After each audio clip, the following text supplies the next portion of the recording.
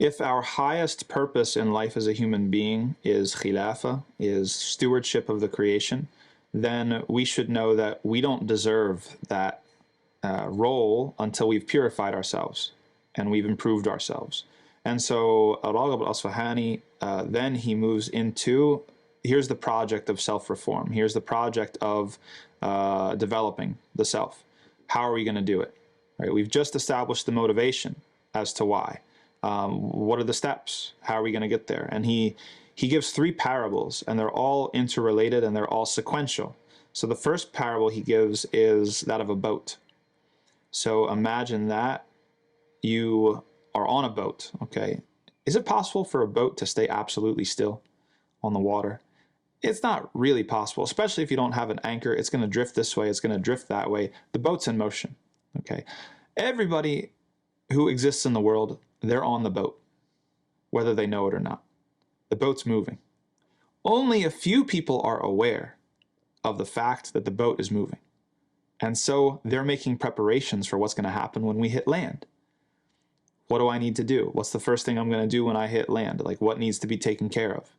Most people, they're just asleep. They're on the boat. They're looking at the water. They're looking at the sky. Oh, this is nice. But they have no idea. If we want to give a modern day example, maybe we can compare it to a subway or a train or something like that, right? The train's not staying still. It's moving. And so if it's moving, okay, if it's moving, how much does it make sense to imagine this. Okay, you go to the subway or you go to the train and you've got your bag and it's full with clothes and it's got, you know, some things that you need for your trip. Would it make sense to open up your bag and just like spread out everything, start hanging your clothes off the railings, you know, put your books, set up your computer, everything as if you're in your final destination, as if you're in your hotel room or you've reached home? That doesn't make any sense at all. Why? Because it's just a transitional state. You're in the train just to get from one place to another. It's never meant to be your final resting place, right? There's something after that's going to come, and you need to be ready, right? When your stop's coming, it's announced over the intercom. You have to have your bag in hand, all your stuff collected, and then you need to get off, right? Imagine this person who, under their delusion, they thought that the train was their final destination, and they got all their stuff spread out. And then the captain or the conductor, you know, says over the intercom, "Oh, here's your stop." What are they going to do? They're going to have to scramble around and gather their things, and they're probably not going to make it, right? So that's the first step, is to wake up. This life that we're on, it's like a boat or it's like a train. It's moving. We're going to die. There's an afterlife. Instead of spreading out all of our things here and imagining that this is our final destination, it's not.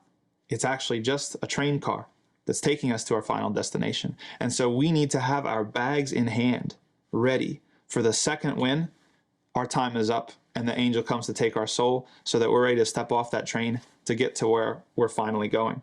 The second parable that al-Raghib al-Isfahani gives when it comes to how do we embark on this journey of improving the self is about light. And he talks about the famous ayah in Surah An-Nur, which the chapter is named after. Nurun ala nur, right? Like there's this like light upon light. And the scholars, they have so many different interpretations of what this particular verse means. What does it represent? It's very, very symbolic. It's very metaphorical. And so it's open to interpretation. And al-Raghib al-Isfahani himself, he understands it as the light of revelation. What happens when it is matched with the light of intellect? Okay, that's what he imagines as the light upon light. There's a light that every single person has inside of them, which is their capacity for intellect. And then there's a light that comes from outside, which is the light of revelation, the Quran, the Sunnah, the things that Allah has given us. And when you combine those two things, when you use your intellect in the way that Allah intended to submit to the revelation, and you use your intellect to apply the revelation, and you use your intellect to, to preach the revelation to other people, to spread it and to make sense of it in an appropriate way, then this is it's like a multiplying effect. It's amplified. And so this is how a human being is supposed to be. This is their tools, right? So the first parable kind of answers the sense of urgency, the motivation. Okay, I've got my Netflix show coming on tonight. I'm going to go watch it at 6, and I've got this other thing here, and it's all kind of tied to my dunya and my livelihood and things like that. What's going to give me the motivation to improve myself? It's the urgency that's provided when realizing that I'm just in this train car getting to my last destination. What do I use? What are my tools to improve myself? And here's these two tools: light upon light, the light of revelation and the light of the intellect. The two tools that Allah gave me. As he said in Surah Al-Mulk, the two regrets of the people of hellfire, وَقَالُوا لَوْ كُنَّا نَسْمَعُ أَوْ نَعْقِلُ. If only we had either listened to the revelation or used our brains. Right? So these are the two tools that Allah gave you in order to right yourself, in order to fix yourself. This is what is your capital that was given to you in advance. And the final parable that the author gives is that of a farmer. Okay,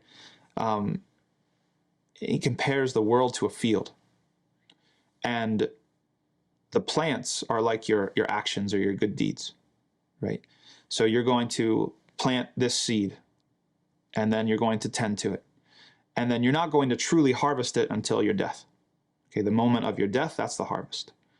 And so if you look across from farm to farm to farm, you're going to see a lot of different things, right? You're going to see some people who only planted a little bit, or only planted like a monocrop, right? Just like one type of good deed. And some people, maybe they planted a lot of seeds, but they didn't cultivate them. They didn't tend to them. They didn't protect them from showing off or from arrogance or from pride or these sorts of things. And so they have seeds all over the place, but then there's weeds and there's all these other sorts of things that have taken over. Then there's other people whose gardens are just absolutely immaculate. You know, everything is just so clean, and the fruits are enormous and ripe and shining. And then you have some people who they're just sitting watching the weeds grow. They didn't even plant anything. That's the person in the train car who spread out all their things. They think that we're just here just to watch the weeds grow. Right? And so when the end of life comes and it's harvest time, then we're going to get to the barn, right, where everything is weighed. Okay, everything, you're going to see everybody's fruits on display. This person has nothing. This person has, okay, funny looking fruit. And this person has like, wow, like very, very professional looking fruit. Like that's going to be the day when, and then you're going to have to pay, right? This is also part of the metaphor. How do you get the seeds?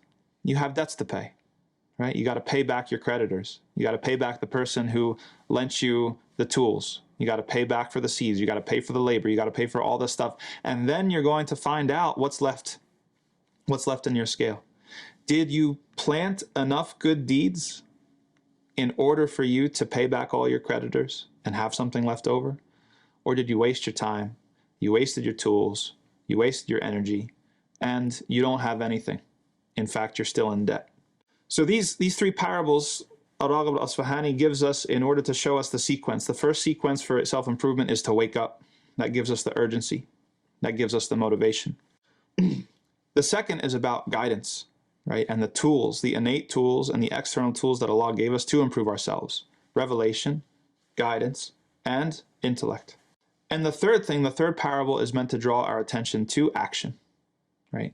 All this stuff is just theory, unless we actually start doing good deeds, unless we actually start getting into the field, getting our hands dirty, hoeing the garden, right? Removing the weeds, watering the plants, those sorts of things.